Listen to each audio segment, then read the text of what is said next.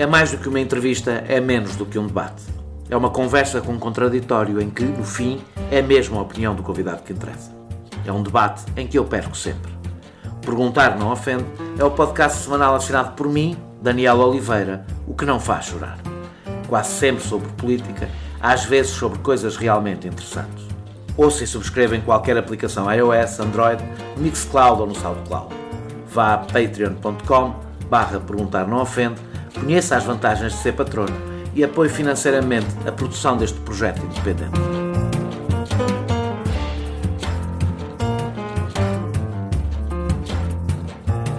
A maçonaria é uma ordem iniciática e ritualista, universal e fraterna, filosófica e progressista, baseada no livre pensamento e na tolerância, que tem como objetivo o desenvolvimento espiritual do homem com vista à edificação de uma sociedade mais livre, justa e igualitária.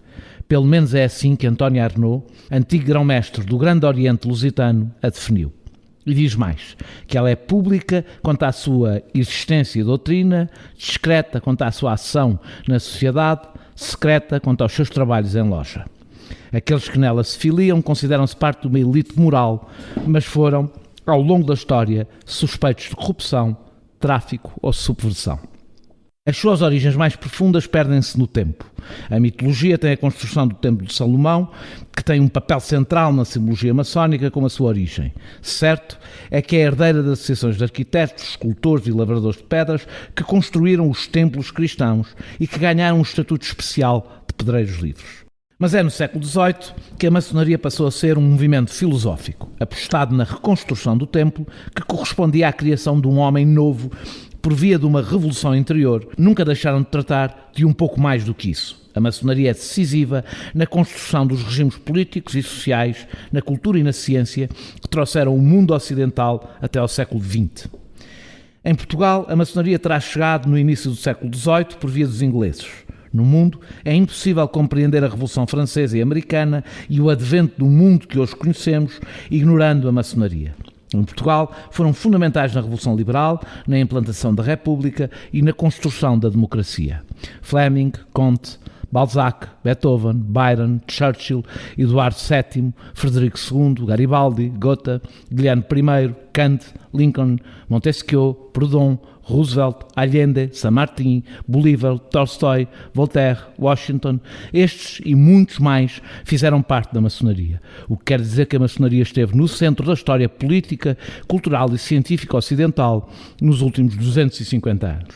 Palma Carlos, Afonso Costa, Oliveira Marques, Alexandre Herculano, Almeida Garrett, Antero de Quintal, António José de Almeida, Aquilino Ribeiro, Bernardino Machado, Bocage, Camilo Castelo Branco, Essa de Queiroz, Egas Muniz, Humberto Delgado, Norton de Matos, Marquês de Pombal, Mozinho da Silveira, Passos Manuel, Dom Pedro IV, Sidónio Paes, João de Deus, Teófilo Braga, Teixeira de Pascoais, Vitorino Nemésio, Raul Rego, foram todos da maçonaria e alguns seus grão-mestres. É impossível compreender a história de Portugal nos 2 últimos séculos sem olhar para a maçonaria. Em Portugal, como em todo o mundo católico, a maçonaria foi perseguida, mas também dominou o poder. Durante o governo de Marquês de Pombal e entre o triunfo do liberalismo e o golpe de 1926, cresceu e foi determinante para os destinos da nação. Pode mesmo dizer-se que a República foi obra sua.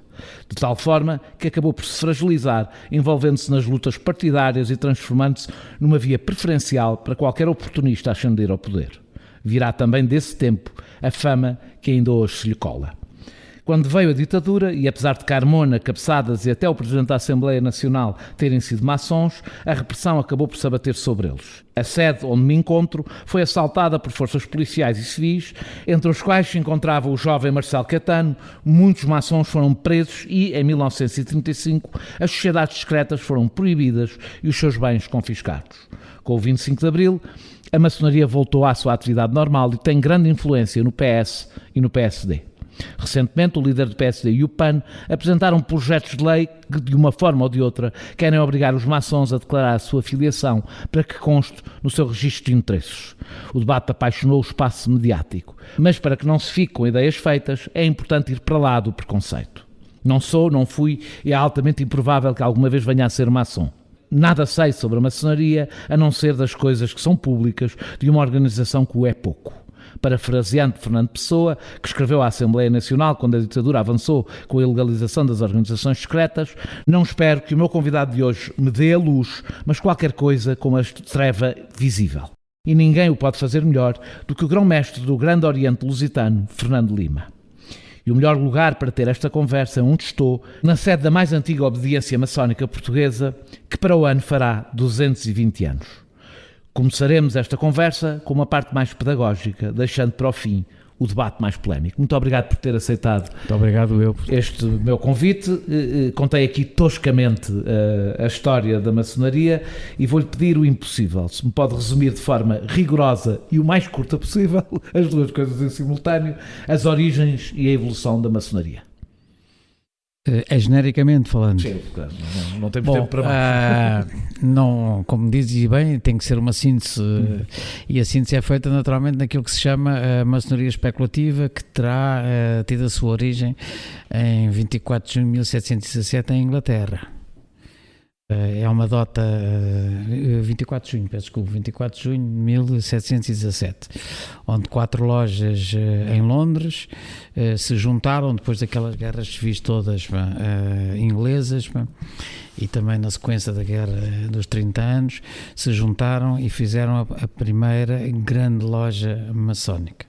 Aliás, de origem, como calculo, estamos a falar de Inglaterra, não posso contar a história para trás porque senão era longuíssima, de origem protestante, não é? Portanto, enfim, a partir daí houve ali uma transposição através do...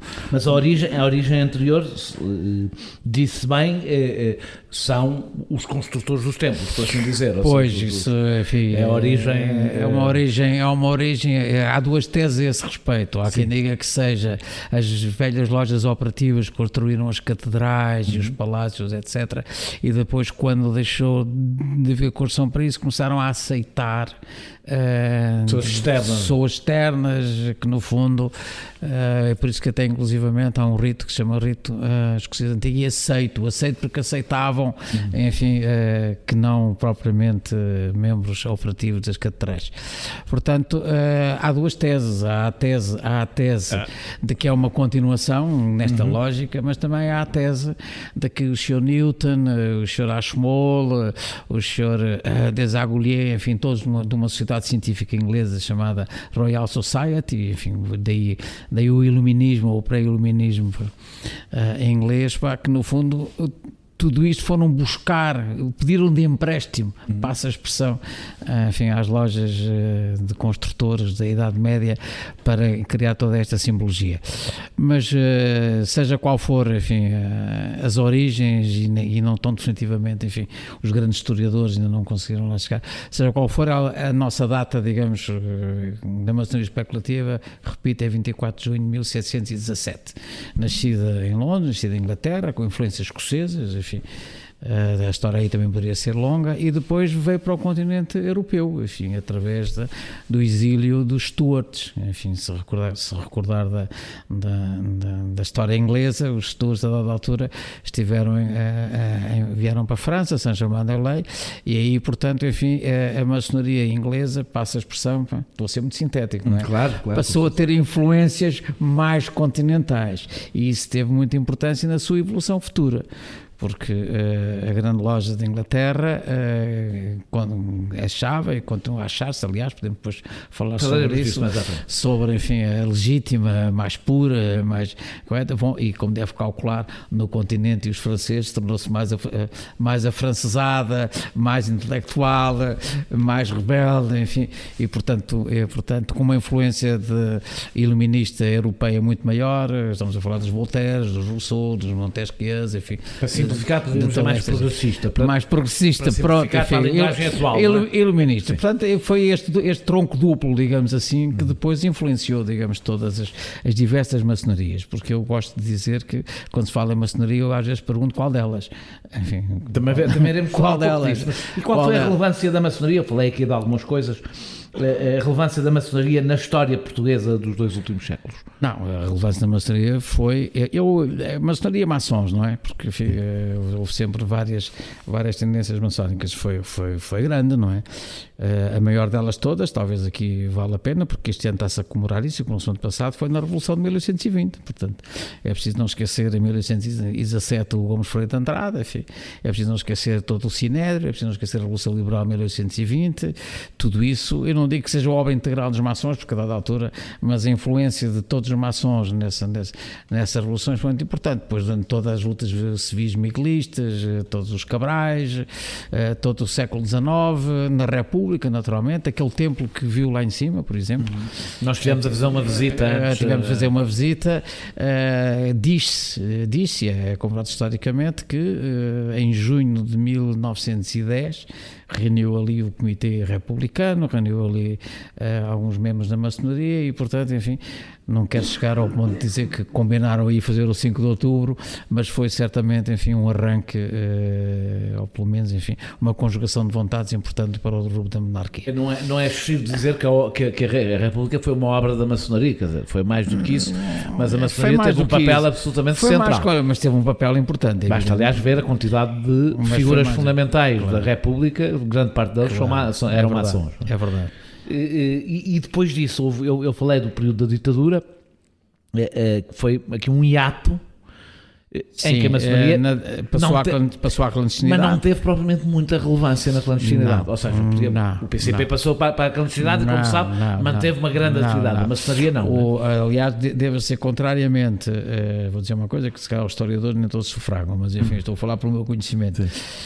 Contrariamente, por exemplo, ao Franco, aqui ao lado, que mandou fuzilar 5 mil maçons e enviou uns tantos para o campo de Auschwitz, contrariamente ao Hitler, enfim, também os mandava para o campo de aqui, verdadeiramente pode ter havido algo. Os nazis faziam, aliás, um grande cruzamento entre maçons e judeus, não é? Como fazendo parte da mesma conspiração. Ainda hoje, porque houve um livro no final do século XIX chamado Os Prioridades de Sião, que no fundo falava da conspiração judaico-maçónica, que ainda hoje veio, e que o Mein Kampf do Hitler também cita. Claro. Portanto, enfim, a ligação dos maçons aos judeus ainda hoje existe. Aliás, maçons, judeus, bolcheviques, era esta. Não, eu devo dizer que todos os anos, os movimentos islâmicos radicais, nomeadamente o Hamas, influenciados pelos irmãos muçulmanos na Universidade de Al-Azhar, no Cairo, todos os anos fazem uma fátua contra os maçons. Maçons, mas sempre na lógica da tal conspiração judaico-maçónica, enfim, é nesse sentido e tal. Mas aqui em Portugal, só para terminar, enfim, apesar de os maçons não foram verdadeiramente perseguidos da mesma forma que foram, eram mais antifascistas, eram mais da oposição, eram mais disto, mais daquilo, mas verdadeiramente uma perseguição, enfim, anti-maçónica não houve aqui muito em Portugal, mas desapareceram praticamente, só substituíram. Mas a ideia, de qualquer das formas, apesar daquele episódio que eu descrevi na introdução sobre a ocupação, aliás, aqui da sede, a ideia de que a maçonaria esteve sempre ligada a valores democráticos com alguns factos históricos. Sidónio Pais foi maçom, Mendes Cabeçadas, um dos líderes do golpe de 26, também, não sei se era maçom na altura em que foi o golpe. E ao que parece Oscar Carmona tinha sido iniciado, pelo menos. Não é um excesso de benevolência imaginar que uma instituição com tanto poder tenha estado sempre do lado da liberdade e da democracia. Teve, vamos lá ver, naturalmente que tudo, como qualquer instituição humana, nem sempre, por isso é que eu às vezes lhe pergunto que há várias maçonarias, não é? Quer dizer, aqui a maçonaria... Mas estes aqui que eu citei até acho que foram do GOL, não é? Acho que foram do Grande Horizonte. Na altura chamava GOL, sim. Mas era uma minoria, vamos lá ver. A característica do Grande Oriente Lusitano... Mas esta minoria que estamos a falar são só... diria que são 3 das 5 ou 6 figuras mais importantes do autoritarismo no século XX português. É preciso também entender que a maçonaria vive os seus tempos históricos, não é? E portanto é preciso perceber que isso também se passou na República, não é? É preciso também perceber, enfim, se quisermos ir ao golpe de 28 de maio, pois enfim, há outras razões para além do facto de alguns maçons terem participado nisso, porque enfim, a história da República e porque é que houve o golpe de 26 de maio, enfim, ou de 28 de maio, nós não nos afligimos. Também o José Alberto Reis era presidente da Assembleia Nacional, pá, em 1905 era maçom, portanto, enfim, nós censuramos, enfim, o Charles Maurras, por exemplo, pá, que foi um homem de direitíssima francesa, também foi maçom. Mas eu acho que isso são minorias e são determinadas linhas da maçonaria. Agora, a maior parte, de facto, estão do lado da liberdade e sempre tiveram, não é? O magistrado e investigador Costa Pimenta, não sei se conhece, publicou um livro, escreveu um livro que garantia que Salazar chegou a pertencer à maçonaria e que muitos homens do regime do Estado Novo eram maçons. Isto tem alguma sustentação histórica? Não sei se conhece o livro que estou a referir. Sim, eu li umas partes do livro e tal. Isto tem alguma sustentação histórica? Eu acho que isso... acho não. Quer dizer, os nossos historiadores, os nossos eruditos, os nossos arquivos, etc., demonstram cabalmente que tal não é verdade. Ao contrário, enfim... senão não tinha sido proibida a maçonaria pelo Salazar e companhia, não é verdade. O Sidónio Pais perseguiu a maçonaria apesar de ter sido maçom, não é? Sim, também, mas isso foi um período muito curto, um ano, 2 anos, enfim, depois já não me recordo exatamente, enfim. Sim, foi curto. Mas foi uma coisa curtíssima, não é verdade, isso enfim, não queria dizer que era um delírio, pá, mas é o que acha, que é um delírio. É o que acha perfeitamente. Sim. Antes de avançarmos para questões mais polémicas, vamos tentar perceber melhor o que é que aqui se passa neste e noutros espaços, noutros templos maçónicos. Em que é que consiste a iniciação, ou se preferirmos, eu ouvi li a expressão várias vezes, batismo maçónico, para as pessoas perceberem o que é que quer dizer. Vamos lá ver. O que é exatamente a iniciação? Eu vou lhe dizer, enfim, vamos lá ver, aquilo que acabou de referir, quando leu na sua introdução as palavras do António Arnaud, que dizia que isto era uma ordem iniciática. O que é uma ordem iniciática? Uma ordem iniciática é uma ordem que, segundo determinados métodos, depois posso à frente falarmos o que é que entende a maçonaria como escola de pensamento, enfim, mas o iniciático é no sentido de ser iniciado num processo que é gradual, como aí referiu no seu início, de aprendizagem, de escola de pensamento, por isso é que nós temos determinados graus, e portanto é uma progressão no conhecimento de cada qual, por isso é que cada qual, enfim, e dos temas que nós debatemos, por isso é que é iniciático, isto inicia-se em determinados ritos, em determinados rituais, que no fundo são métodos e formas de pensar, para no fundo se aperfeiçoar, como eu disse muito bem, moralmente para si e também depois para intervir na sociedade. Mas isso consiste em quê exatamente? Ou seja, desculpa, eu não estou em quê? Quer dizer, o ato em si? O ato em si. O ato em si, claro, o ato em si é simbólico. Peço desculpa. Não, as duas coisas. Estava a falar. O ato em si consiste em, ponto 1, numa cerimónia ritualística, naturalmente, onde o iniciado, ou aquele que se vai iniciar, é sujeito a um conjunto de provas. Essas provas são divididas em dois atos, para simplificarmos, não é?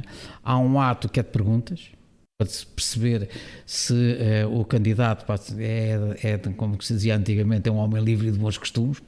Portanto, aqui não cabem xenófobos, não cabem racistas, não cabem, enfim, só isso, enfim, o resto é uma casa da tolerância, é uma casa da total liberdade de consciência. Fazem perguntas Fazem, sim senhor, faz perguntas, enfim, o que é que ele pensa sobre a humanidade, o que é que ele pensa sobre a pátria, o que é que ele pensa, enfim, cada qual faz a pergunta que entender. E antes disso não há não tem que ficar num espaço, não sei, conta o que me quiser contar, não é obrigado a contar. Eu estava a ir mais à frente, o que consta a iniciação. Sim. Eu estava a ir mais à frente. Depois há um conjunto isto é as perguntas, no fundo, para as pessoas poderem avaliar de facto as suas condições morais e as suas condições de personalidade, de caráter e as suas ideias têm a ver com a tal trilogia que nós invocamos sempre: liberdade, igualdade, fraternidade, não é? Ponto 1. Depois há uma cerimónia que no fundo tem a ver com o facto de é simbólica, meramente simbólica. Isto é, simbolicamente, nós estamos a falar simbolicamente. Trata-se da forma de morrer para este mundo, entre aspas, não é? E nascer para o outro mundo. Isto em qualquer mistério da antiguidade, em qualquer rito, isto acontece, enfim.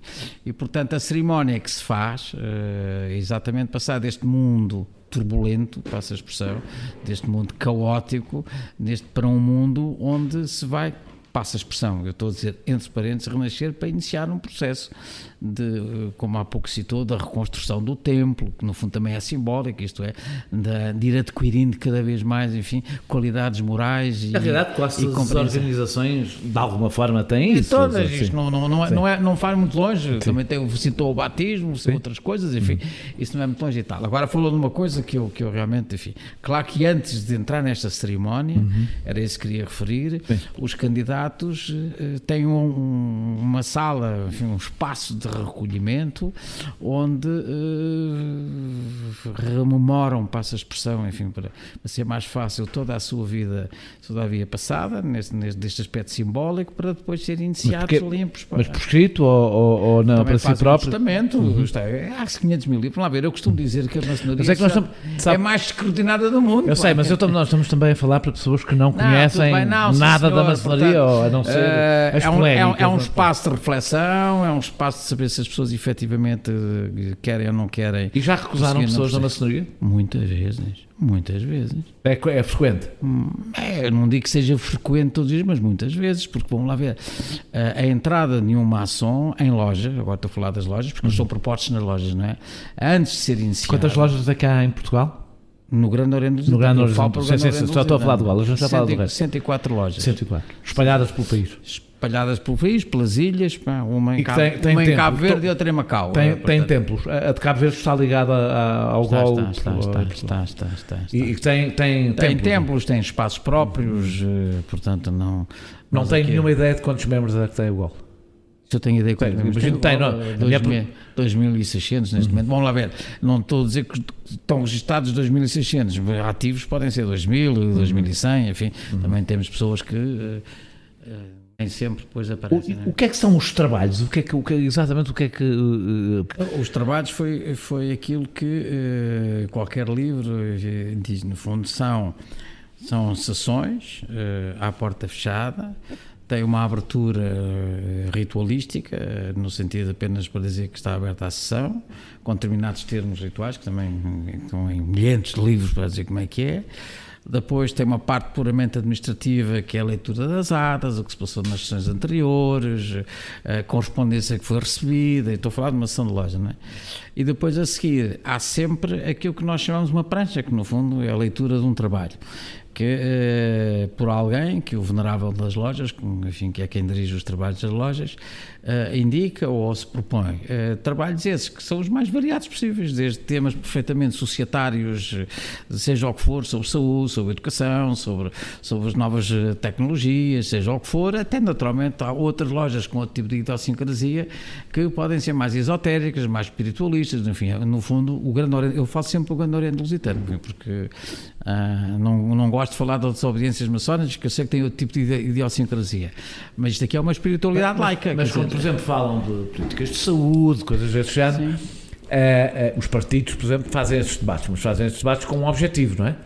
Tem um objetivo, que é mudar a realidade. Mas aqui o objetivo é diferente. Aqui o objetivo é mera reflexão? Mera reflexão, o engrandecimento de cada qual, o contributo para um debate e uma discussão, e depois cada qual. E essa aqui é a questão.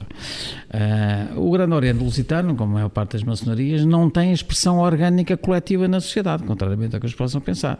Portanto, a ideia é sempre de que os maçons, é resultado deste seu convívio e destes seus debates, depois mais informados, mais esclarecidos, mais lúcidos, mais influenciados, vão também para a sociedade profana, como a gente costuma dizer, e portanto, enfim, tem a sua atuação individual. Não temos... essa visão bondosa, a gente já lá chega, claro, porque ele já lá voa isso. Exatamente, há muitas formas. Há muitas formas inorgânicas de ser orgânico, mas eu já lá vou. Não, devemos falar sobre o problema do poder difuso. Sim, é disso que eu vou. Isso é outra história. Em que a questão mas não é na maçonaria, em todo o lado. Sim, claro, mas por isso é que a questão do secretismo é importante, mas eu já lá vou a essa parte. Ainda por enquanto... Portanto, só para terminar, estas sessões de trabalhos... Sim. Naturalmente que são sessões reservadas, daí a ideia que referiu do Dr. António Arnaud, que enfim, eram discretas não sei dizer reservadas, já agora vamos como o Fernando Pessoa dizia, desde já denuncia a primeira sociedade secreta ao Conselho de Ministros, pronto, enfim, no fundo tem um pouco esse sentido. E a partir daí cada qual vai para casa a pensar, enfim. Há ritos diferentes. Penso que o GOL segue o rito escocês, mas também o francês, depende das lojas. O GOL tem maioritariamente um rito escocês antigo e aceito, e tem o rito francês também. A maçonaria não é mais do que uma escola de pensamento ou um método de pensamento, que tem um método próprio de pensar através dos seus rituais, para conhecimento de si próprio. Podemos falar aqui um bocadinho, por exemplo, da psicologia analítica do Carl Jung, dos arquétipos, dos símbolos, do pensamento analógico, etc. Por isso é que e depois, para no fundo, aperfeiçoamento da humanidade. Quer dizer, por isso é que nós temos a trilogia da igualdade, fraternidade e liberdade. E o que é que distingue os vários ritos? O que distingue os vários ritos às vezes não se distinguem muito, mas de qualquer maneira há sempre uma associação, por exemplo, entre o rito francês e o rito escocês antigo e aceito. Há uma associação entre um rito francês que se diz mais, como é que eu ia dizer, mais progressista, mais simplificado, mais virado para as questões societárias, mais virado para uma intervenção de cada um dos seus membros na sociedade, e o rito escocês antigo e aceito, que eu também acho que é a mesma coisa, mas há quem o entenda que na sua matriz ideológica fundamental é mais espiritualista, é mais simbolista, e portanto é aquilo que eu gosto muito de chamar é mais a espiritualidade laica, quer dizer, é preciso... Mas também há diferenças, por exemplo, os graus não são exatamente os mesmos. Exatamente. Depois vão lá ver, a maçonaria, seja em qualquer parte do mundo, tem sempre os 3 primeiros graus. Esse aí que são primeiro aprendiz, companheiro e mestre. Depois, conforme os ritos, isso tem razões históricas que podemos estar aqui, conforme os ritos. Por exemplo, o rito francês tem 7 graus, ou 7 ordens, como eles chamam. O rito escocês antigo e aceito tem 33. Portanto, a partir daí já se chama uma maçonaria filosófica. Portanto, enfim, os mitos, as lendas, enfim, tudo isso já tem um caráter filosófico. Houve uma divergência recente, pelo menos eu li umas notícias, acho que de 2017, não tenho a certeza, por causa do rito francês e do rito escocês aqui no GOL. Não foi ao nível das lojas. Sim. Foi ao nível... É preciso distinguir entre o Grande Oriente Lusitano, 3 graus, sim, e é preciso distinguir as obediências, que até nós chamamos potências dos altos graus, que não estão dentro do Grande Oriente Lusitano. O Grande Oriente Lusitano tem tratados, posso a expressão, com as potências dos altos graus. Portanto, o que houve, embora muitos sejam, porque há muita gente que não quer seguir os altos graus, há muita gente que fica-se pelas lojas. O que houve, enfim, mas isso não tem a ver com o Grande Oriente Lusitano, exceto naquilo que pode referir-se aos tratados que tem. O que houve foi algumas divergências, digamos, nos altos graus do rito francês. Isso houve, sim, senhor. Não é? Eu percebo que para a maior parte das pessoas os altos graus é uma coisa difícil de perceber o que é que quer dizer, mas... Não, posso lhe dar um exemplo, isto é um bocado como a escola, passa a expressão, não é? Sim. A primeira classe, a segunda classe, agora estou aqui a ser um bocadinho super simplificado, a primeira classe, a segunda classe, a terceira classe e tal, a quarta classe, quinta classe, sexta classe, e a dada altura quer entrar na universidade. Pronto, vai progredindo, digamos, enfim, nas várias classes, nos vários graus, cada qual, em princípio... Para chegar a grão-mestre, por exemplo, da maçonaria, é preciso seguir um caminho ou basta ser eleito? Não, basta o grau 3. Basta o grau 3, não tem nada a ver com coisa. Porque o grão-mestre é eleito, já agora, por sufrágio universal e direto pelas lojas até o grau 3. Através de patreon.com/perguntar não ofende, pode apoiar diretamente a produção deste projeto independente. É talvez das poucas diferenças, tudo o resto, quando eu olho, isto é tudo bastante semelhante à religião. A forma de organização, os próprios rituais, etc. Também não é nada de extraordinário. Até os partidos têm muitas coisas que foram buscar às igrejas. Os comícios não são outra coisa senão missas, as manifestações não são outra coisa senão tudo é simbólico, procissões. Tudo é simbólico. Vamos todos buscar tudo ao mesmo sítio. Mas na realidade a iniciação, os ritos, o supremo, a ideia do supremo arquiteto do universo. Não é Deus. Porquê? Não, ou é seja, simples. Eu olho para isto e de facto podia ser uma religião. Não. Só que querem juntar toda a gente. Não, está enganado em duas coisas. Peço desculpa. Não. Está a falar com uma pessoa, aliás, como já percebeu, está a falar com... Eu costumo entrevistar aqui pessoas sobre assuntos que eu domino mais ou menos.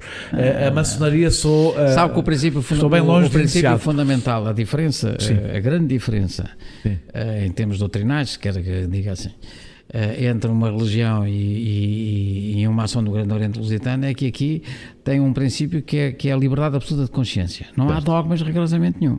Nós aqui temos ateus, temos católicos, temos muçulmanos, temos judeus, se calhar até temos evangelistas, portanto, enfim, há uma variedade enorme. Nós temos partidos da esquerda, gente de partidos da esquerda, mas não perguntamos, mas sabemos que, portanto, a grande diversidade resulta dessa liberdade total de consciência, não temos dogmas. Só esta diferença é fundamental. Quer dizer, em alguns debates que eu tenho, enfim, com membros da Igreja Católica ou de outras religiões, a diferença é exatamente essa, a liberdade absoluta de consciência. E como há uma liberdade absoluta de consciência, e tem a ver com a lei, e tem a ver com esta lei que anda a ser discutida, com a liberdade absoluta de consciência, que para cada qual, na diversidade de todos e no respeito de todos. Não há dogmas. Sem querer tornar esta conversa demasiado filosófica, qual é a diferença entre o Supremo Arquiteto Universal e Deus? Não, é muito simples. É muito simples. É que a ideia do grande arquiteto do universo é exatamente por ser um ponto de união da grande diversidade e cada qual interpreta como quiser. Portanto, dada a diversidade que eu acabei de referir, quer de posições ideológicas, quer de posições religiosas, etc., há um ponto comum. E o ponto comum, enfim, está há razões históricas, enfim, também foi evoluindo o conceito, naturalmente, é perfeitamente simbólico. E esse ponto comum é por cada qual interpretado como entender. Aliás, essa é um bocadinho... Podíamos dizer que é quase uma ideia de Deus, mesmo não sendo de Deus, é uma ideia de Deus. Não é uma ideia de Deus. É que há teólogos que já defendem essa ideia, que Deus isso, é uma ideia. Não é? Também, o Voltaire também falava no grande relojoeiro. Não, aqui, hoje, o grande arquiteto do universo não é mais do que um ponto simbólico de encontro de toda esta diversidade. E cada qual interpreta da forma que entender. Quer dizer, e isto não tem nada a ver, há outras obediências que entendem que é um Deus revelado, etc, enfim, mas não é o caso aqui, falou aí de conversas com católicos, qual é a história da relação da maçonaria com a Igreja Católica? Até houve um Papa maçom, não é? Sim, papas e cardeais, até houve grão-mestres aqui cardeais. Sim, houve um grão-mestre cardeal Saraiva, foi grão-mestre e tal. Não, lá ver, durante eu ao bocado referi-lhe que a maçonaria nasceu especulativa, não é? Chamamos assim.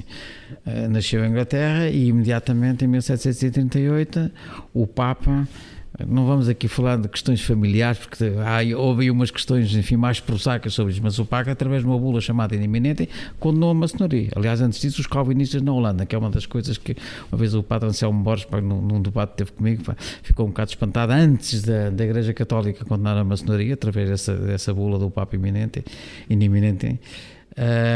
os calvinistas também. Porquê? Porque entendiam que era uma heresia. Bom, e a partir daí, de facto, há uma parte da história da maçonaria e da Igreja Católica, enfim, eu tive a oportunidade de debater isto até com o nosso cardeal patriarca, em de facto havia algum anticlericalismo, algum antimaçonismo. Aliás, este antimaçonismo também originou, religioso, também originou muito aquilo que eu chamo a maçofobia. Portanto, esta ideia de que os maçons e tal, está incrustado no inconsciente coletivo que vem desde o século XVIII. Depois passou para uma perseguição política. No caso das igrejas, há por um lado de competição, ou seja, entram no seu território de alguma forma, e por outro lado há um quebrar de fronteiras, ou seja, se num espaço filosófico do que seja se encontram várias religiões, isso põe em causa o poder o poder eclesiástico, não é? Por isso é que houve uma bula em 1738, até depois a maçonaria. Eu devo dizer que a maçonaria aqui, por exemplo, o Grande Oriente Lusitano, do século XIX, a maior parte eram católicos, não é? O que aconteceu foi que em 1800... Até porque não havia muitos não católicos nessa altura, não é? Tal e qual. Em 1877, se a memória não me falha, isto veio de França, como sempre veio de França, aconteceu que o Papa Pio IX e o Papa Leão XIII, através de umas encíclicas, a Rerum Novarum e a outras sílabas, se a memória não me falha, entenderam renovar a condenação da maçonaria. Aliás, foi aí que os franceses deixaram de fazer referência a Deus e veio a introdução do grande arquiteto do universo, enfim, no sentido da laicidade, sabe que os franceses são, a laicidade para eles, enfim, e para nós também, enfim, é um fator importante. Depois, é mais teórico do que Portugal, é mais teórico do que outra coisa. Nós aqui falamos pouco. Em França, que de facto isso é um tema que está sempre, um tema muito importante. É muito importante. Depois, de facto, houve algum anticlericalismo na Primeira República, sem sombra de dúvida, sabemos isso e tal. O Código Canónico de 1914, já agora... Ou seja, a história da maçonaria não foi sempre marcada propriamente pela tolerância. Nós olhamos para a Primeira República e a maçonaria não era propriamente tolerante, não é? Ninguém diz o contrário, as instituições têm tudo, não é? O Código Canónico de 1914 passou a condenar e a excomungar um católico pertencente à maçonaria. Isso, aliás, depois só foi alterado em 1982 por uma renovação do Código Canónico, em que, já por influências do Vaticano II, e portanto, enfim, deixou de ser enfim, motivo de excomunhão. Não foram os únicos que proibiram, os comunistas também proibiram Pois, isso não quer falar sobre isso? Quero, não tenho problema nenhum. Aliás, a maçonaria sempre só foi perseguida por regimes ditatoriais. Mas eu estou mesmo a falar em democracia. O PCP, qual é a relação, por exemplo, do PCP com a maçonaria? A relação com o PCP institucional não é nenhuma. Sim, se me pergunta se há aqui comunistas, não sei, provavelmente haverá, mas não tenho qualquer... Qual é a posição do PCP sobre a entrada de comunistas na maçonaria? Historicamente, que eu saiba, é de não aceitação que os comunistas sejam maçons. Nós antes, quando estávamos ali no museu, ou lá em cima, falámos um bocadinho de Cuba, porque em Cuba a maçonaria tem atividade. Sim. Até porque, como o San Martín era maçom... E foi iniciado no Grande Oriente Lusitano. Foi depois disso mesmo, não fazia ideia. Tinha sido iniciado aqui. A maçonaria em Cuba, enfim, teve alguns aspectos que para nós, enfim, não são muito canónicos, passa a expressão, porque as sessões normalmente tinham um vigilante, passa a expressão, para ver o que era um compromisso. E aqui em Portugal, eu fiz isso, não tenho problema nenhum em citar isto, enfim, aqui em Portugal, naturalmente que o Partido Comunista Português sempre referiu que um comunista não podia ser maçom, e eu tenho uma prova aqui, enfim, tanto quanto é prova, uma carta que eu costumo citar, enfim, que aliás quis dar ao Dr. António Arnaud e ele pediu-me e depois resolveu não publicá-la, que é uma carta do Dr. Cunhal, enfim, dos anos 80 do século XX, veja lá, dando nota, enfim, a alguém que queria aqui ser iniciado e ele dizendo que não, enfim, que não, como membro do Partido Comunista não podia ser. Com que argumento? O argumento ali é que isto era uma associação burguesa, portanto, enfim. Que é um argumento difícil de contestar. Não, se calhar sim, não sei, enfim, os pequeno-burgueses, os burgueses, enfim. É verdade, vamos lá ver, é verdade que as lojas maçónicas não têm, passa a expressão para ou melhor... Não tem uma expressão operária, nunca tiveram. Portanto... Há alguma rivalidade com a Opus Dei, pelo menos simbólica?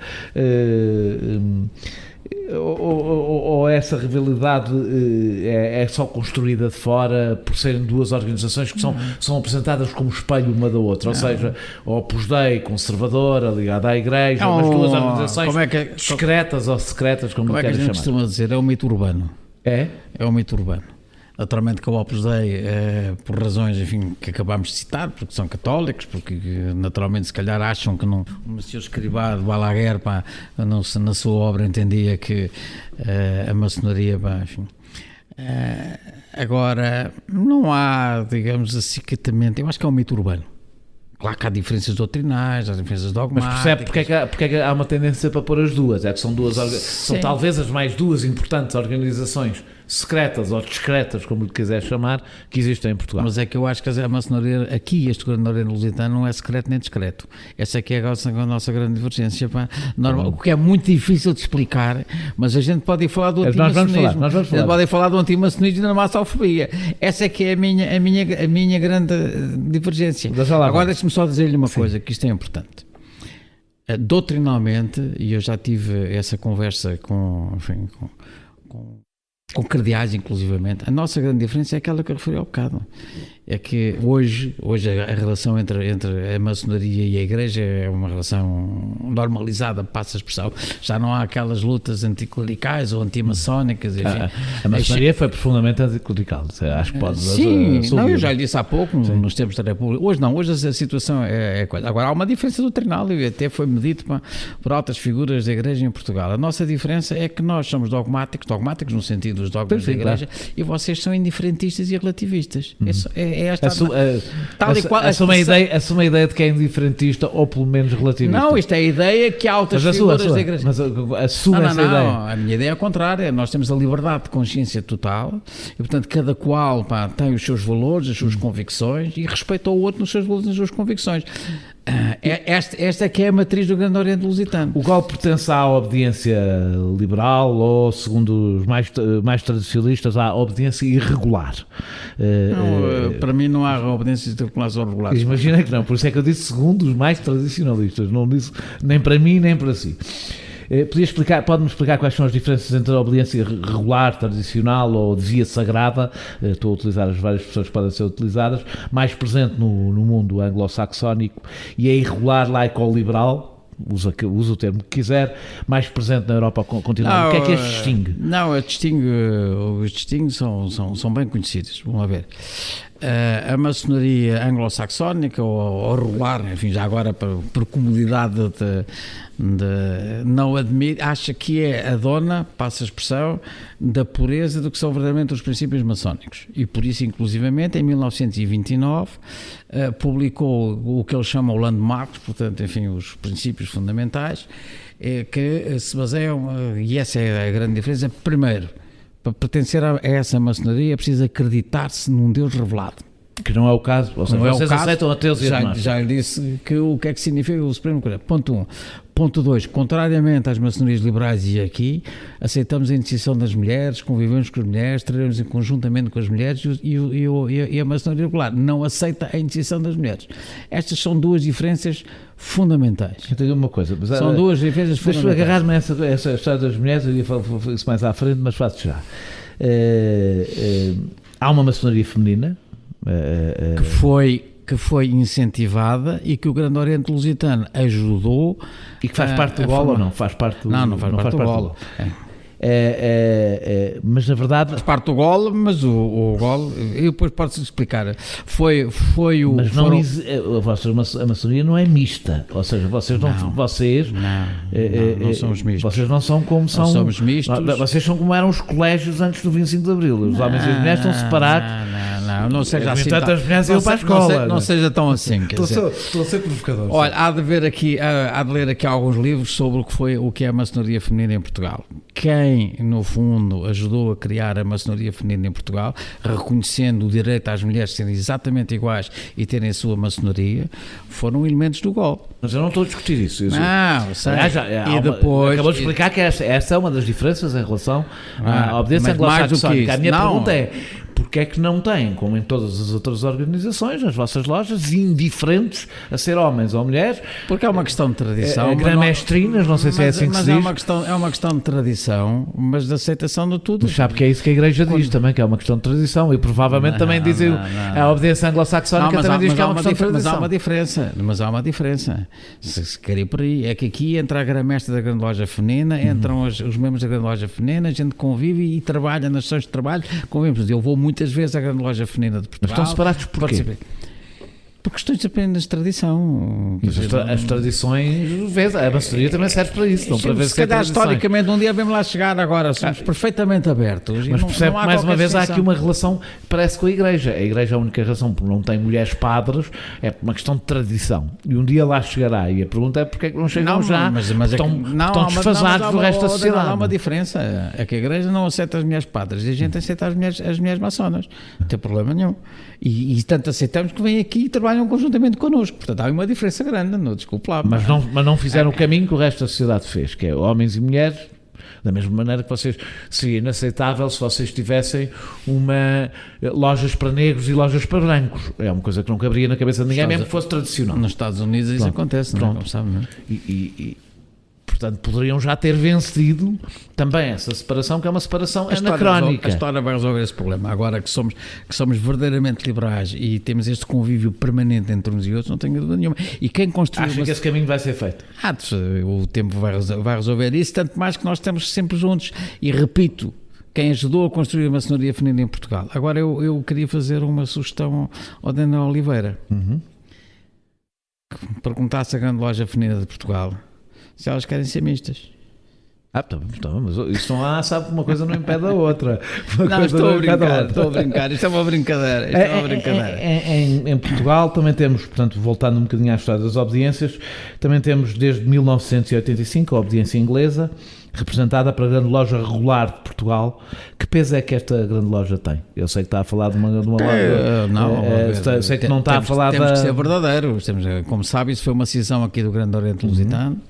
Foi uma cisão feita por maçons que já faleceram. Nós, em princípio, não falamos de maçons que estão vivos, mas podemos falar à vontade de maçons que já faleceram. Portanto, foi uma cisão. Fernando Teixeira, o Antero da Palma Carlos, enfim, o Anes, que ainda hoje, enfim, mas esse já se assumiu verdadeiramente como maçom, podemos falar disso. Portanto, fizeram uma cisão, está a ver, exatamente porque entendiam que o Grande Oriente Lusitano era demasiado liberal e, portanto, tinha que ter uma estrutura em que se acreditasse em Deus, em que as mulheres não podiam ser iniciadas, não podiam ser maçons, e portanto fizeram essa sessão, em 85.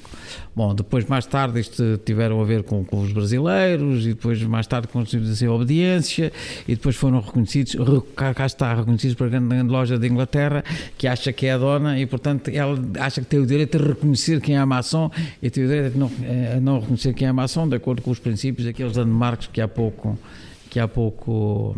lhe falava. Para ser verdadeiro, julgo que também tem expressão em Portugal, naturalmente. Enfim, eu julgo que tem expressão. Não conheço o interior, não conheço exatamente, enfim, quantos membros tem, quantas lojas tem, enfim. Mas um peso semelhante ao golo, semelhante ao golo. Não sei se é semelhante ao golo, mas tenho que reconhecer que tem alguma expressão em Portugal. Qual é a vossa relação com... A relação institucional é assim, o GOL diz que são todos bem-vindos para participar nos nossos trabalhos. A grande loja legal, pessoalmente, tenho grandes amigos na loja legal, mas institucionalmente, por causa da Inglaterra, como a Inglaterra não nos reconhece naquela ideia do regular, nós não podemos frequentar a grande loja legal. Em termos institucionais, naturalmente. Não é? Em termos pessoais, temos muitas amizades. Não é? Ao contrário da maioria das igrejas, a maçonaria não é prosélita e aberta a todos os que queiram ela aderir. É seletiva. E isto não alimenta a ideia um pouco adolescente de fazer parte de um grupo de escolhidos? Não. Que é evidente que a parte do adolescente é provocador. Eu tenho que animar um bocadinho este debate. Não, acho muito bem. Todos nós qual de nós não tem uma costura adolescente? Ainda bem que a tem. Claro. Mas essa história, morríamos. O clube do Bolinha, não é? Quer fazer parte do clube daqueles que é escolhidos. Nós desejamos fazer parte daquele clube e ser aceitos. Quer dizer, uma vez, a natureza da maçonaria é de facto de uma seleção. Nesse sentido, a Igreja Católica até é mais democrática, no sentido de que, sendo prosélita, está aberta a todos. Poderá ser, mas aqui, como sabe, é preciso ver se as pessoas têm maturidade, se as pessoas têm princípios, se as pessoas têm valores equivalentes àqueles que nós entendemos, quer dizer, a tal liberdade de consciência, a tal tolerância, a tal fraternidade, a tal luta pela liberdade. Sabe qual é um dos juramentos que a gente faz nesta obediência quando entramos? Que damos a vida pela liberdade. Portanto, é preciso, de alguma maneira, fazer alguma seleção. Depois, como entende, estes debates que eu lhe falei há pouco são debates normalmente com características aprofundadas e, portanto, se me está a dizer que isto tem algum caráter elitista, passa a expressão, enfim, tem. E socialmente elitista também? Não, socialmente não é. Agora, mas na prática é ou não? É preciso... É porquê? Para perguntar se tem... Não, é preciso que as pessoas que entrem... É que historicamente é socialmente elitista. Historicamente é. E a minha pergunta é se ainda hoje é. Não, acho que já hoje é menos.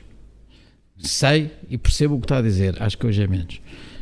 Agora diz-me assim, não terão aqui se muitos tivesse operários, aqui, se tivesse aqui um... Não, operários não tem, enfim, ou pouco, quer dizer, não, enfim, não tem. Agora, se eu fosse membro do Partido Comunista ou tivesse a minha formação marxista, porque eu também andei nessa formação, já vamos falar sobre isso. Também andou por lá. Eu diria, lá, enfim, por alguns movimentos revolucionários já podemos falar sobre isso, se quiser, naturalmente. Esta é uma organização de canal burguês e de burgueses, não é? De facto, quer dizer, funcionários públicos, professores universitários, médicos, jornalistas, gestores, portanto, enfim, estamos a falar naturalmente, socialmente. Pessoas com capital intelectual. Capital intelectual. E cultural, mas eu diria... Cultural, não venha cá falar em capital. Não, mas a capital cultural está ligada a outro, não é? Não é? Por isso é que eu não disse capital intelectual, disse capital cultural, porque capital intelectual é... Mas sociologicamente, acho que a maioria é assim. A maçonaria esteve ligada aos movimentos de libertação e defesa dos direitos humanos, pela abolição da escravatura, contra a pena de morte, contra o colonialismo, do lado das mulheres sufragistas. No entanto, não vemos agora na linha da frente pelos direitos LGBT ou feministas. Eu não estou a dizer que não os defendem, estou a dizer que não estão envolvidos como estiveram envolvidos nestas lutas. O que me leva a pensar que o vosso progressismo se ficou no século XX. Que ficou e, portanto, que sobreviveu da maçonaria o secretismo e a solidariedade interpessoal.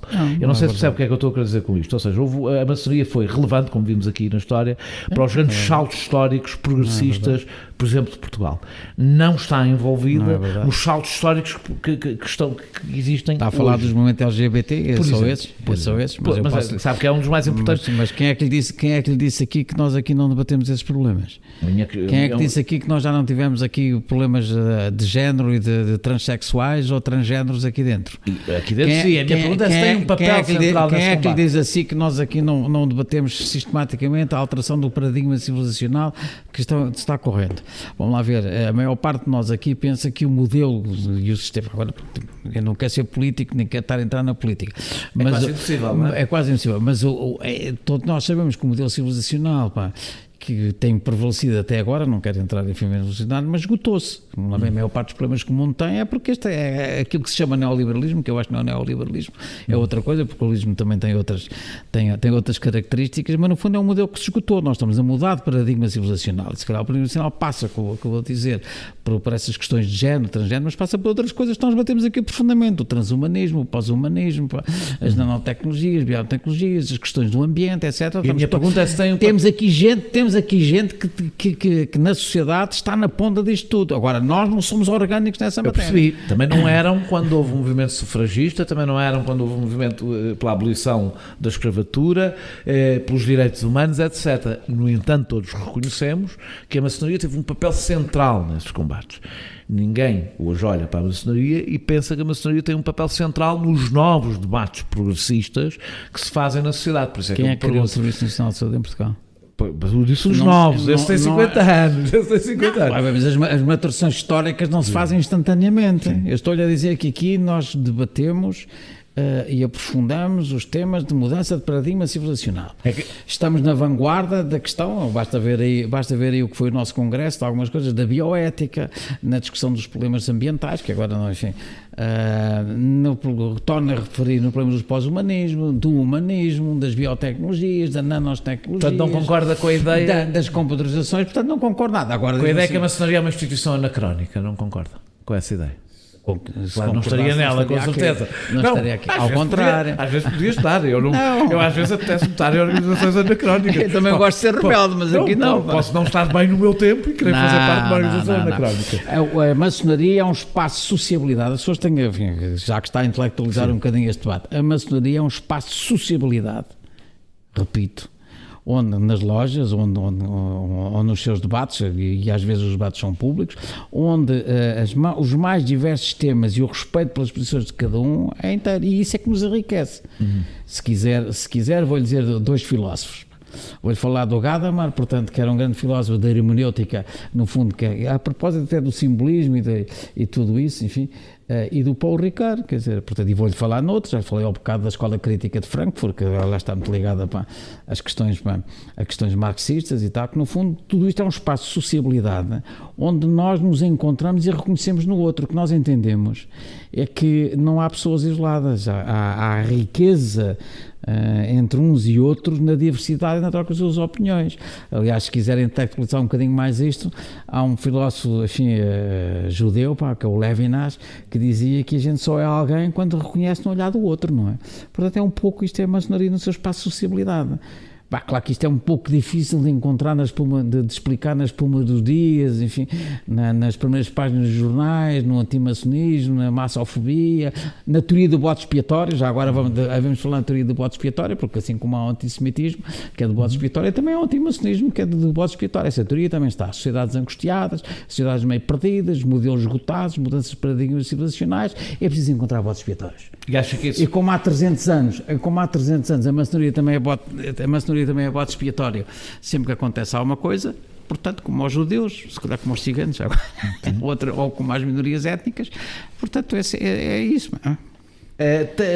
Vamos entrar finalmente no assunto que tem sido debate nos últimos tempos. Tem-se oposto à lei que obrigaria os deputados, membros da maçonaria, a declará-lo. Ou pelo menos os aconselha a fazê-lo. As leis não são todas, as propostas não são todas iguais. Faz sentido um deputado ter de declarar todos os seus interesses e essa relação ser escondida dos eleitores? Eu ponho o problema de outra forma. E já agora, se me permite, deixe-me só explicar. Acho que a pergunta que as pessoas deviam fazer é porque é que as pessoas são maçons. Normalmente a maçonaria é isto, a maçonaria é aquilo, a explicação da maçonaria e tal. Eu gostaria que muitas vezes perguntassem às pessoas porque é que você é maçom. E se perguntar porque é que eu sou maçom, eu explico-lhe para depois chegar à lei. É que eu quando eu era então, porque é que é maçom? Pois, mas é que essa é que é a pergunta fundamental que as pessoas não perguntam. É preciso dizer que os últimos 50 minutos, de alguma forma, tiveram a ver com isso. Ou seja, a lógica significa para explicar o que é maçonaria. Não foi, aliás, por acaso, que eu não comecei pela lei. Mas eu quero chegar aí. Quer dizer, eu tive, desculpe lá, são 2 minutos apenas para lhe dar uma nota. Já não temos limite de tempo.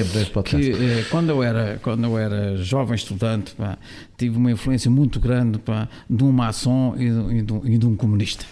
Chamava-se Manuel João da Palma Carlos, que aliás depois o irmão acabou por ser, que foi um soberano grande comendador, enfim, dos altos graus aqui, do Grande Oriente Lusitano, que era o professor Adelino da Palma Carlos. Eu andei no liceu, já andava a distribuir panfletos da CDE, não era CDE, era da CDE. Depois na faculdade eu andei à pancada, quer dizer, com todos estes revolucionários que agora andam aí, as Anas Gomes, os Marias Morgados, os Garcias Pereiras, não sei quantos, havia um movimento que só punha o Partido Comunista nas associações académicas, que era a Esquerda Democrática Estudantil, depois mais tarde veio a dar uma RPP e tal. Portanto, eu sempre interiorizei um problema da liberdade e da liberdade de consciência. E se eu vim para a maçonaria foi porque encontrei aqui realmente princípios e valores que coadunavam com aquilo que foi a minha juventude. Repito, a liberdade inteira de consciência, o debate, o respeito pelo outro, a tolerância, a fraternidade, mas a fraternidade não é no sentido de conspiração, a solidariedade. E por ter encontrado aqui esses valores é porque eu sou maçom, porque se não fosse isso eu também não era, mas isto também tem alguma influência. Mas para mim a liberdade de consciência é total. Acho que a violação do foro íntimo de cada um, das suas convicções, dos seus valores... Ser da maçonaria é foro íntimo? Não, os valores e as convicções de um maçom é que são do seu foro íntimo. Eu já disse que eu não pergunto aqui se alguém é judeu, se alguém é católico ou se alguém pertence ao partido tal. Isso é do foro íntimo de cada qual. Nós estamos a falar da mesma coisa. Não, estamos. As suas convicções não fazem parte do foro íntimo. Não é por acaso que a Constituição diz no artigo 41, não é por acaso, diz no artigo 41 que a liberdade de consciência e de religião é preciso... Vocês não são uma religião. Não, mas temos aliás, a razão, mas como sabe, essa lei não se aplica ao Opus Dei e aplica-se à maçonaria. Mas temos liberdade de consciência, temos as nossas convicções, temos o nosso foro íntimo, temos aquilo que é próprio do pensamento de cada um.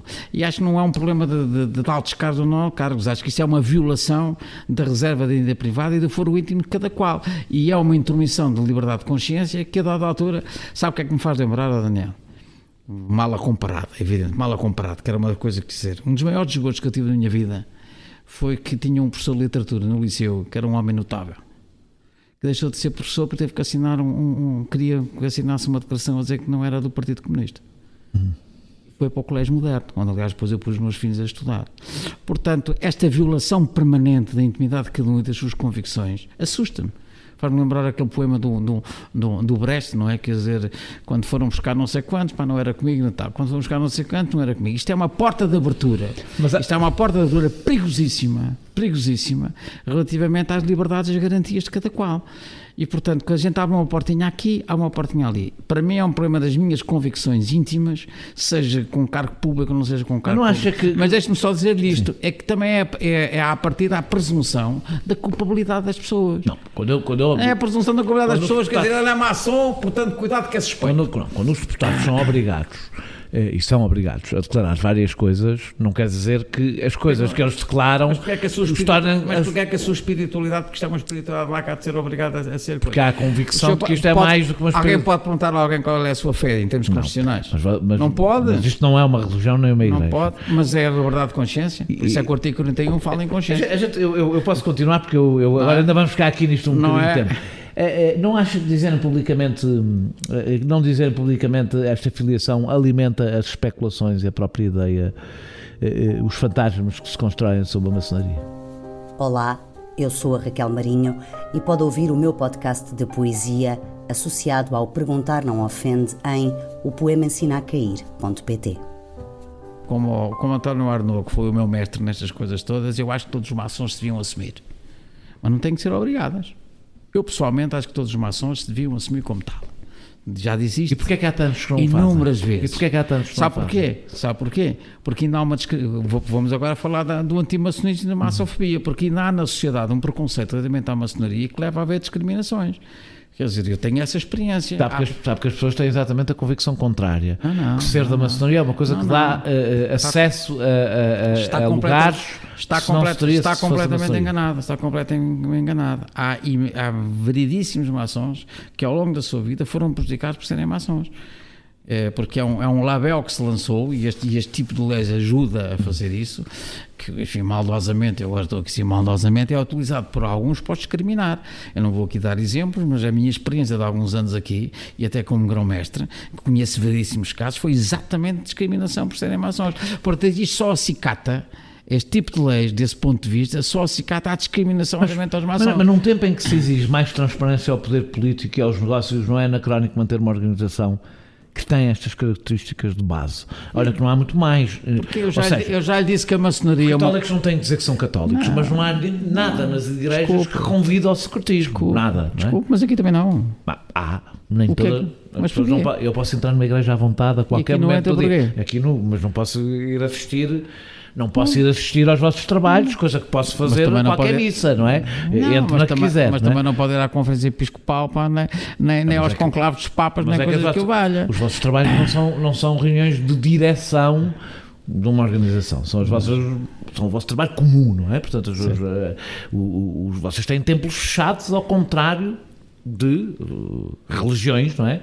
Nem todas, há religiões que também têm. Mas não compare com as religiões. Eu já lhe falei a liberdade, agora vou-lhe dar outra definição. Sim. Isto é uma prática discursiva, é uma escola de pensamento, portanto não é anacrónica. Agora, tem um determinado método de pensar, que é suportar determinados ritos e determinados rituais, portanto é uma escola de pensamento, é um método de pensamento, que aliás é analógico, não é cartesiano, não é dedutivo, é analógico, porque tem a ver com o simbolismo, tem a ver com a calda hermenêutica que eu falava do Kahneman, quer dizer, encontrar um sentido para além das coisas.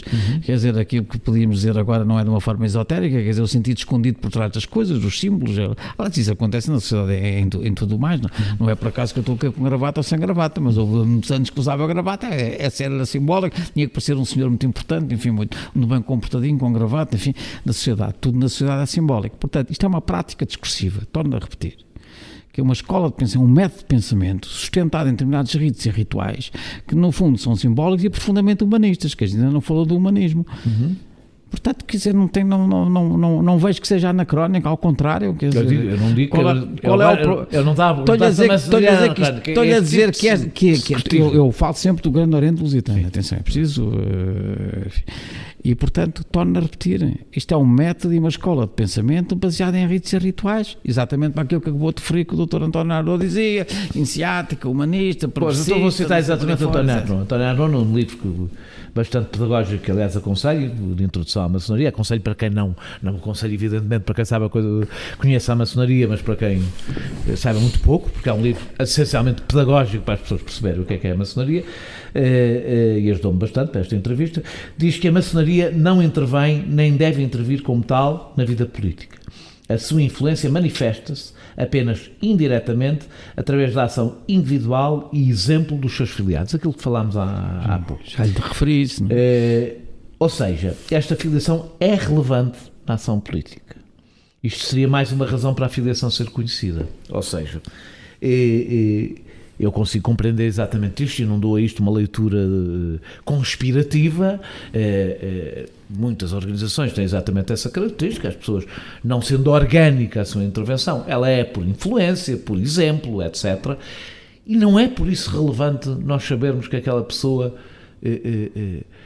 pertence de alguma forma a um coletivo. Não, o que é relevante é a valorização do comportamento da pessoa, que pode ser influenciada porque tem determinadas convicções íntimas e valores que aqui são partilhados, porque a sua fé também o leva a dizer essas coisas, porque a sua escola de outra natureza também o faz. O que é relevante é o comportamento das pessoas e os valores e os princípios que ela formam. Agora, se isso vem da maçonaria, se isso da sua convicção íntima, se vem da sua fé ou se vem de outra coisa qualquer, é absolutamente irrelevante. Por isso é que a liberdade de consciência, neste caso, é equivalente à liberdade religiosa. É por isso que nós, em termos de princípio, opomos a essa lei. Só por isto. Vai cumpri-la bem, no seu caso não se aplica porque não é deputado, nem tem nenhum... Eu já disse várias vezes, e ainda disse ontem, a propósito, enfim, da audiência ontem nós estamos a gravar... Ou anteontem, peço desculpa, anteontem. Nós estamos a gravar... Eu disse publicamente que sou contra a lei, deste ponto de vista que acabei de referir, mas se ela for aprovada, a primeira coisa que uma ação entra aqui é respeitar as leis da Constituição da República, portanto, naturalmente, respeitarei.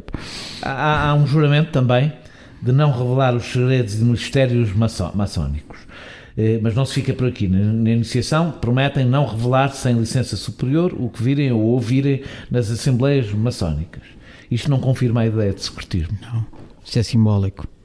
O único segredo que a maçonaria tem é o segredo que o Daniel Oliveira... Eu agora já não me referia ao segredo. Não, mas é a única coisa que o Daniel também tem, é o segredo íntimo de si próprio. Claro, é aquilo que está dentro de si, não é mais nada. Mas o que se passa nas assembleias maçónicas não é simbólico. É o mesmo que se passa, como volto a repetir, que se passa no Conselho de Ministros, que se passa na Conferência Episcopal, que se passa nos Conselhos de Administração das Empresas, que se passa nas suas reuniões de amigos e privados. Mas nós não fazemos um juramento a dizer que não revelamos do lado. Mas isso é simbólico, pá. Desculpe lá, é preciso entender que a maçonaria é simbólica. Quer dizer, contudo, enfim, talvez seja difícil explicar isto, mas o Daniel percebe, a maçonaria é perfeitamente simbólica. O meu papel aqui é picá-lo. Eu já te expliquei como tudo é simbólico, como tudo é simbólico. A representação que o Daniel tem de si próprio, ou usar a barba, ou outra coisa qualquer, é porque a si próprio isso tem algum significado, portanto a maçonaria é simbólica. Mas é profundamente simbólica. Mas a verdade nós olhamos para o sol, a razão porque não querem, porque fazem um juramento para não divulgar o que se passa. Eu não estou a dizer que se passam coisas tenebrosas, estou a dizer que isso, por exemplo, pode ter como função fazer com que as pessoas se sintam mais à vontade. Não, mas isso sabe o que é? Isso é o respeito por cada um. Vamos lá ver. Está a puxar a conversa para questões mais intelectualizadas. Se falarmos em psicologia social, o que é que acontece? Um maçom numa loja, ao exprimir a sua opinião, está perfeitamente à vontade. Está entre gente que tem confiança, exprime a sua opinião. Eu estou a fazer estas perguntas todas, eu até acho que o mito da total transparência é um mito da atualidade perigoso. Mas deixe-me explicar. É perigoso porque é falso, porque não pode ser verdadeiro. Deixe-me explicar, ele exprime a sua opinião livremente, sem constrangimentos, sem estar amordaçado por questões de normas sociais, etc. Portanto, quando a gente diz guarda o segredo, é que eu não posso revelar aquilo que o Daniel ou outro qualquer maçom possa dizer em loja, porque estou a trair a sua intimidade e a sua à vontade com que expõe as suas coisas. No fundo é só isso. Vamos lá ver, se eu tiver aqui um amigo que me diga que tem esta orientação sexual ou tem aquela, ou pertence a isto ou pertence àquilo, eu tenho legitimidade de dizer que ele é assim. Não tenho. Sem se refugiar no que acredito que exista no antimaçonismo, compreende que essa regra e essa ideia alimenta também a ideia na sociedade que aqui se conspira. Compreendo, e talvez algumas maçonarias, estou a falar, enfim, daquela que eu represento, tenha que fazer alguma autocrítica desse ponto de vista. Isto é a falta a falha de comunicação, já agora, enfim, usamos termos mais correntes, a falta de comunicação é a falha de comunicação, e talvez esta ideia, este mito urbano que faz com que os maçons também, a dada altura, ao serem discriminados, também não queiram falar que o são. Acredito que isto é verdade, não é? É preciso não esquecer que a maçonaria só foi secreta e perseguida por causa das ditaduras. Mas agora vivemos numa democracia. Também, agora vivemos, mas continuamos a ser discriminados. Então, mas porquê é que os seus jornalistas, não é só aqui, eu estou a falar, por exemplo, vou-lhe dar um exemplo. Porquê é que hoje na Hungria e na Polónia, vamos falar agora na maçonaria... Já estamos a falar de democracias que estão ali borderline com a ditadura, não é? Mas aí a maçonaria era livre e hoje perseguem os maçons. Porque o que é que se passa noutros países? Há maçonaria na China? Há maçonaria no Vietnã? Na Coreia do Norte? Portanto, ainda há incrustado, quer dizer, em países, estou a dar agora o exemplo da Hungria e da Polónia, que são dois países da União Europeia. Os maçons estão a ser perseguidos e proibidos. Porquê? E isto não... Todas as organizações discretas, semi-secretas, chame-lhe o que quiser, tendem a ser perseguidas por ditaduras, porque são evidentemente um perigo para as ditaduras, porque são mais difíceis de controlar. Sejam, aliás, quais forem os seus valores, são sempre mais difíceis de controlar. Ou é porque o valor é a liberdade e essa gente pode não gosta da liberdade? Pode ser uma das duas coisas.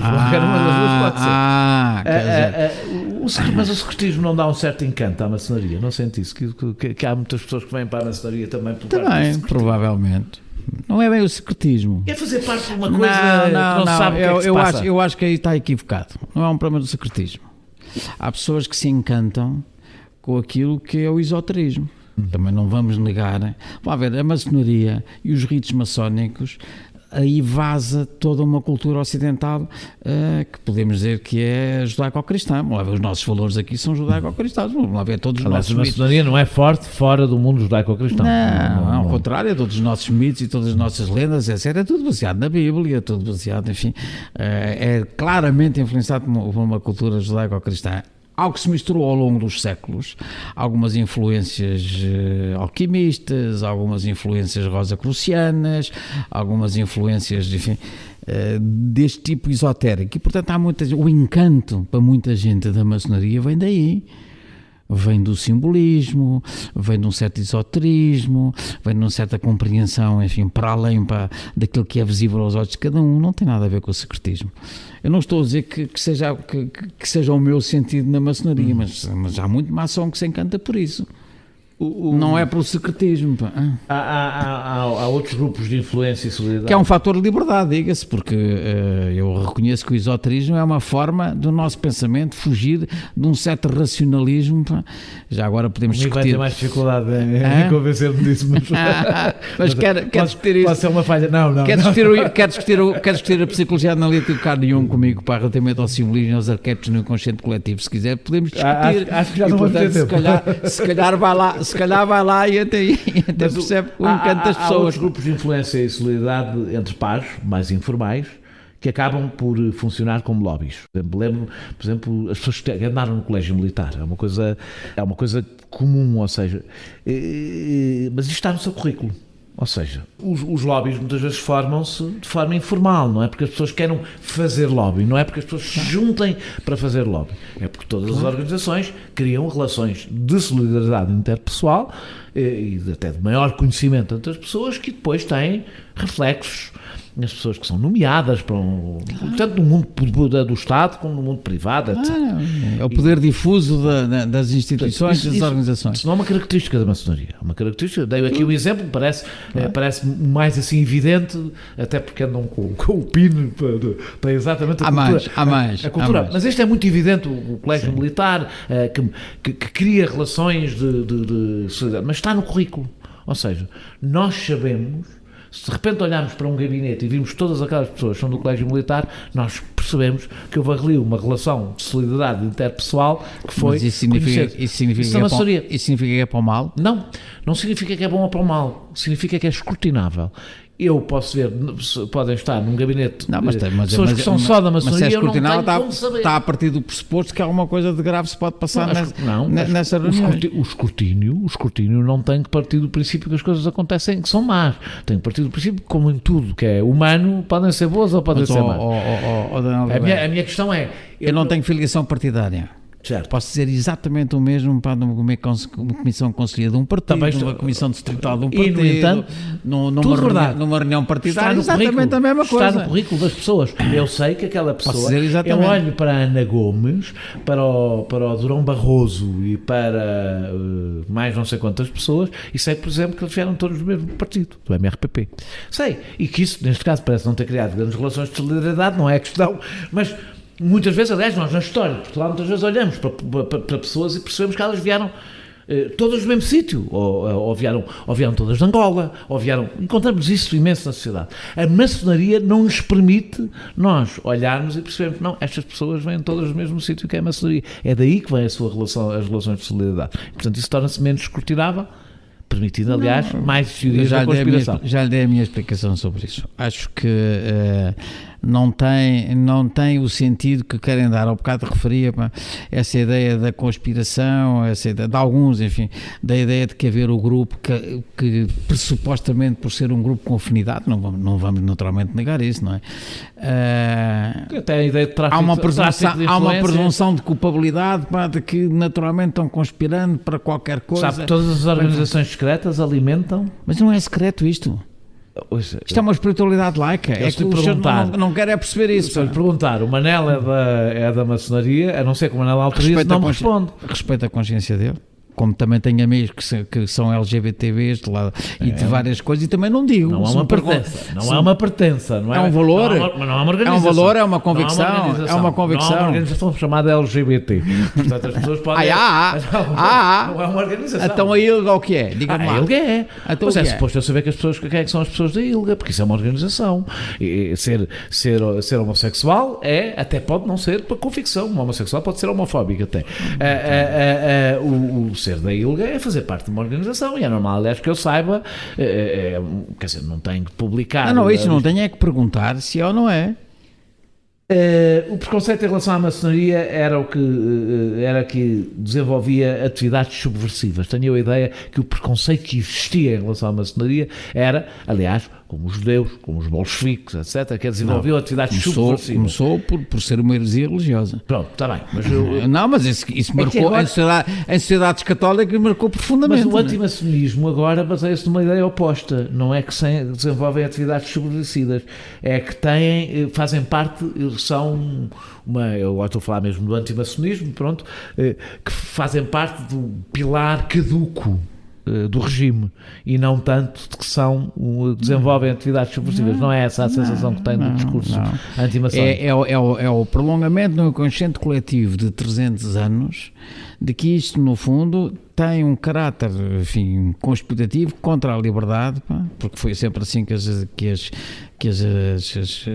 religiões assim o entenderam, a política, e portanto isto volta à é a teoria do Jean Baudrillard do bode expiatório.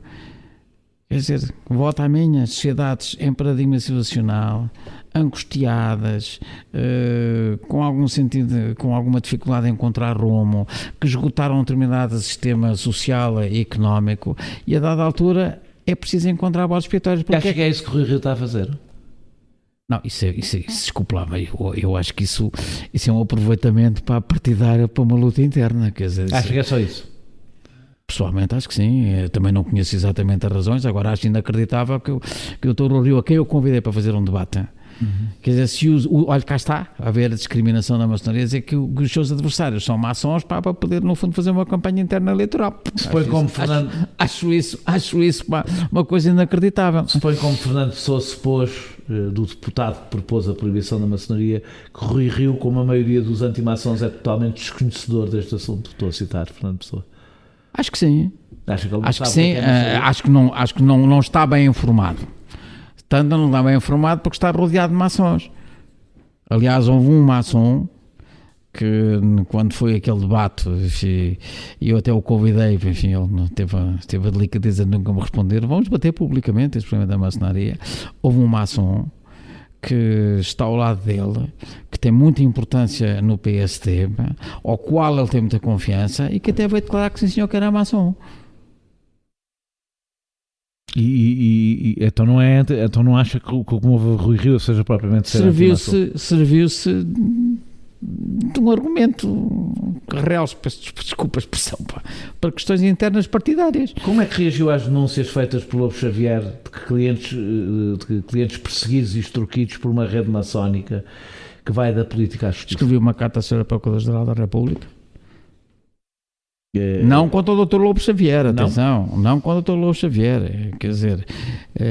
eu devo dizer que fiquei um bocadinho espantado a minha reação, faz-me confusão que um advogado faça uma afirmação genérica, mas... a minha reação foi exatamente aquela que... Mas ele diz que também apresentou queixa numa entrevista recente. Pronto, excelente, quer dizer, vamos lá ver, o que o Dr. Lobo Xavier fez, agora sou jurista há 45 anos, não é? Sim. E, portanto, feriu a minha sensibilidade de ver um advogado e um conselheiro de Estado e um comentador social, ainda por cima, que acresce alguma responsabilidade, por ser uma afirmação genérica daquela coisa. Portanto, se calhar tinha que complementar, dizer-se a isto e fiz a minha denúncia, não é? Portanto, ele não pode... Já o fiz, então, já o fez. Ele como advogado, ele como não fazer. Portanto, reagi mal. Acho que ele é, inclusive, com a minha formação jurídica. Acho que ele não pode fazer aquele tipo de afirmações, como advogado. E acredita que é verdade? Agora... eu não sei, é muito simples. Em Portugal há 20 obediências maçónicas. Em Portugal é fácil, é fácil 30 pessoas reunirem-se ali em frente para dizerem que são maçons. É fácil. É preciso ter a lucidez para distinguir. Lembra-se seguramente da loja Mozart, que também foi envolvida em Portugal em atividades, vamos pôr assim, menos claras. Acha que há um abastardamento da maçonaria fora do GOL? Não sou capaz de dizer isso. Sou capaz de dizer é que há pessoas que se aproveitam do tal preconceito contra a maçonaria para se dizer que são maçons e por vezes... Lembra-se a história da loja Mozart? Lembro perfeitamente. E a da altura desprestigiam, entre aspas, a maçonaria. Agora, há grupos que utilizam... Se acha que há lojas que na realidade não são propriamente maçonaria, são mesmo grupos de... Fora do Grande Oriente Lusitano, fora da Grande Loja Legal, fora da Grande Loja Feminina, fora não sei o quê, admito que sim. Há muitos fenómenos de corrupção associados à maçonaria, como sabe, um dos maiores escândalos do século... Alguns. Há um dos maiores escândalos do século passado, envolvendo o Banco do Vaticano, esteve ligado à famosa loja P2. E demonstrou que o secretismo da maçonaria pode favorecer. Mas está a tirar uma conclusão genérica de uma loja que era mafiosa e criminosa para toda a maçonaria? Não. É isso que está a tirar? Essa a conclusão era exatamente esta. Não é isso. Ou seja, não é atribuir à maçonaria, é dizer que o secretismo da maçonaria favorece, como todo o secretismo, não é especificamente de maçonaria, pode ser facilmente utilizado por pessoas. Por pessoas que não querem cumprir a lei utilizando o secretismo. Mas se calhar o problema está no secretismo. Não. O problema está num conjunto de pessoas que, de uma forma propositada e intencional, organizaram-se do ponto de vista mafioso para criar uma loja à revelia do Grande Oriente da Itália. Se quer conhecer a história da P2, foi assim, e quando deram por ela, de facto, era um bando de bandidos, quer dizer, enfim, mas isso não teve a ver com o secretismo, teve a ver com o secretismo porque eles se organizaram secretamente, mas não por influência da instituição. E era mais fácil organizarem-se secretamente numa organização que tem as características que tem a maçonaria, que não são características éticas, não é isso que eu estou a dizer. Não sei se era mais fácil ir, ou se uma volta a minha para caricaturar, ou numa conselhia de um partido, ou num distrito, ou numa igreja. Vamos lá ver. Eu já utilizei várias vezes esse argumento, com todo o respeito, porque eu até, enfim, sou parente de altas figuras da Igreja Católica. Eu não condeno a Igreja Católica por ter padres pedófilos. Isso é uma generalização que eu não posso fazer. Não, mas pode concluir, sem estar a ser injusto, que há características da Igreja, e não dos católicos, da organização da Igreja, que favoreceram isso. E se calhar isso até explica porque é que há uma percentagem pouco habitual, parece-me, de casos de pedofilia na Igreja em comparação com o resto da sociedade, que não é a maldade dos padres em geral, são características mas quer levar o seu raciocínio, não pode generalizar. Eu não estou agora, eu estou a tentar ter o cuidado de não o fazer. Se isto é uma instituição humana como outra qualquer, tem gente boa e pode ter gente má. Quer dizer, a gente também não tem um crivo que possa não claro, fundo. Podem ter menos instrumentos de escrutínio. Podem ter menos instrumentos de escrutínio em determinadas alturas de época. Agora, isso pode acontecer, mas não são humanas. Vamos lá ver também, há maus maçons. Referiu alguns. Vocês podem expulsar maçons? Não sei, não faço ideia. Eu já expulsei alguns, com certeza. Sabe que um dos documentos que se tem que entregar aqui quando se entra, o registro criminal. E se alguém aqui é acusado ou se alguém aqui é condenado, é expulso. Um dos elementos obrigatórios para se poder entrar no Grande Oriente Lusitano é um registro criminal limpo. E se alguém aqui é julgado e é condenado, é imediatamente expulso. Eu sabia isto, não fazia ideia, mas fica assim. Portanto, há muitas coisas que eu não sei. Há muitas coisas que eu não sei se a maçonaria por culpa minha ou por culpa vossa ou por culpa dos dois. Não, já disse, pode haver algumas falhas de comunicação. O que eu lhe quero dizer é que isto é uma instituição humana cujo crivo a dada altura não, quer dizer, não é tudo seres nem anjos. Falou muito ao longo daí, para terminarmos, falou muito ao longo da entrevista do antimaçonismo, não é? Que é uma coisa muito encostada na sociedade, muito sim, é um arquétipo, faz parte dos arquétipos e dos preconceitos que inconsciente coletivo das sociedades ainda existe. Por exemplo. E por isso é que eu ao bocado lhe citei o Carl Jung para no fundo ir perceber porque é que e perceber não é o Daniel, enfim. Mas eu também. Para perceber porque é que no inconsciente coletivo ao longo destes anos, o antimaçonismo religioso, o antimaçonismo político, o antimaçonismo dos escândalos, porque também houve, por exemplo, no final do século XIX o caso da Efruz, o caso das fichas, etc, por aí fora. Portanto, isto está encostado no inconsciente coletivo. E como, acho que é uma coisa semelhante ao que acontece com os judeus, é? Diga. Por isso é que normalmente associam os maçons aos judeus a conspiração judaico-maçónica. E nada, olha, vou-lhe dizer uma coisa. Já não enfim, sei que me disse que pertencia a um determinado partido, mas eu vou-lhe...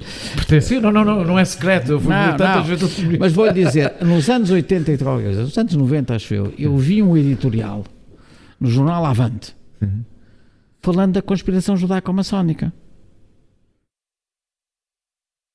Acho isto razoável? O Avante já teve mais crivo na publicação dos artigos do que tem hoje. Eu só estou... Não, mas perceba, quer dizer, vamos ver, talvez seja demasiado intelectual. Sabe, para mim, deixa-me dizer, ouvi comunistas a falar da conspiração judaica, é sempre uma coisa que me perturba um bocadinho, por grande parte dos bolcheviques, uma parte razoável do topo do partido bolchevique eram judeus, não é? Portanto, além do Marx, além de... uma coisa que nós sabemos, por exemplo, é que o movimento sionista era fortissimamente marcado pelos marxistas. Portanto, eu quando vejo comunistas antissemitas, é uma coisa que me perturba sempre. Mas a razão pela qual quer o Dr. António Arnaud, quer eu, quer o António Reis antes, enfim, é preciso dizer tudo isto, o Eugênio de Oliveira, etc., os maçons devem declarar-se. Não de forma obrigatória, mas para que este preconceito na sociedade deixe de existir. É um problema do inconsciente coletivo nas sociedades. E isso leva à discriminação dos maçons, contrariamente ao que as pessoas vão pensar. Eu ponho o problema ao contrário. Os maçons são discriminados quando em determinados meios empresariais, políticos... Acha que são prejudicados? Ninguém tem essa percepção. Mas eu tenho, porque tenho experiência própria. Própria não é minha, mas conheço, enfim, algumas centenas de pessoas aqui. Centenas, isto é. Porquê? Porque as pessoas passam a achar que aquela pessoa só está naquele lugar porque é maçom. Porque é fácil dizer que é maçom e é discriminado. Exatamente por causa destas polémicas que artificialmente e que são mitos urbanos acabam por vir para a praça pública. E, portanto, se for para vá às redes sociais. Vá às redes sociais. Por favor, mas isso aí nunca vai encontrar. Eu também não vou. Eu vou. Veja lá, aquilo que é mais fácil de dizer. Quando se quer acusar alguém e quando se quer, no fundo, dizer que as coisas são complicadas, a primeira coisa que se diz é assim, o que é que se diz? São da maçonaria, são maçons, são perigosos, eu já fui acusado, são conspirativos. Eu até tive o dever aqui de dizer que eu já fui acusado de ser maçom. Mas repare bem, eu vou-lhe dar e não era uma coisa simpática. Não vou citar o caso. Não vou citar o caso. Não vou citar porque não tenho direito a fazê-lo. Mas não há muito tempo houve um programa televisivo, um assunto, enfim, que foi público, Por acaso não passou lá, mas eu sei que o jornalista que fez esse programa recebeu uns telefonemas. Isto é para dizer, estou a dar um exemplo, uns telefonemas a dizer, sabe, a maçonaria está nisso.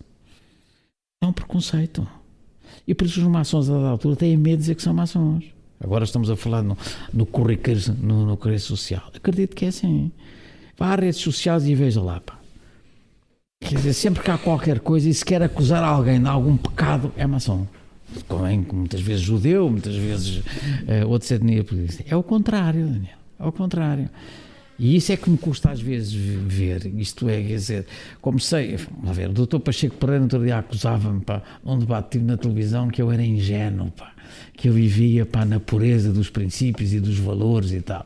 E portanto não percebia aquilo que o Daniel acabou de fazer, mas a minha maçonaria é essa. Há alguns que são prevaricadores, há alguns que não seguem esses princípios, há alguns que têm medo. A pergunta não é essa, essa maçonaria não é utilizada, essa maçonaria não é utilizada com frequência por pessoas que querem construir redes de... Esta aqui não, garanto.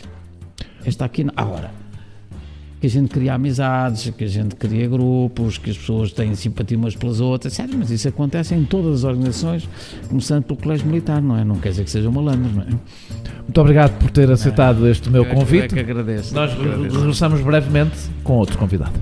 Este episódio teve a produção de João Martins, pesquisa de Filipe Avala, música de Mário Lajinha e ilustração de Vera Tavares.